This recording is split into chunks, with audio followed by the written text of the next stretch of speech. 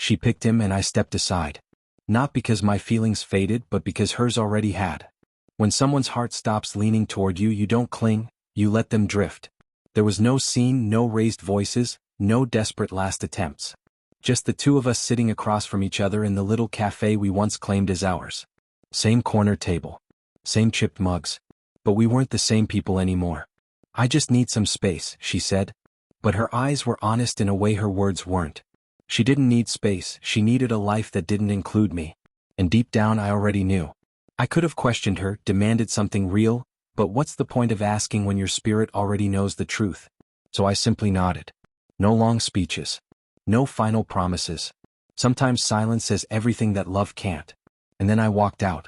No dramatic farewell, just my footsteps echoing through a place that once felt like home. The days that followed were quiet in the heaviest way.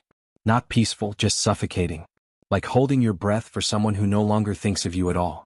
I stopped checking my phone. Stopped visiting our usual places. Stopped replaying her laugh in my head. Friends asked if I was all right. I lied, just tired. They believed it, and for a moment I almost believed it too. But the truth was messier. I was mourning someone who was still alive. Mourning a love that didn't die, it simply shifted toward someone else. I eventually learned who he was. The guy from her gym. The one she said she barely talked to. The one she said was just funny. Funny how easily a heart moves when someone else starts paying attention. I didn't resent her. Didn't resent him either. I only hated how effortlessly she walked into her new life while I was still sweeping up pieces of the future we planned like it was guaranteed. So I forced myself forward. Writing in a journal. Cutting my hair. Changing my routine. Trying not to listen to the playlist she made me. Trying, not succeeding. I told myself I wouldn't wait for her. And maybe I didn't. Not out loud anyway. Then one rainy Sunday, as I stepped out of a bookstore with a coffee in one hand and keys in the other, I saw her. Standing next to my car, soaked through, no umbrella, just staring at me with a look I hadn't seen in ages. I slowed. She stayed still. Nothing happened until I unlocked the car and she stepped closer. I was wrong. 3 small words, and somehow they shook through every barrier I'd built. She looked worn down. Exhausted. Like someone who lost sleep replaying all the choices she made. I said nothing. Just listened. I thought I knew what I wanted. I didn't. It wasn't him. It was never him. The rain spoke for us in the silence that followed. She kept going.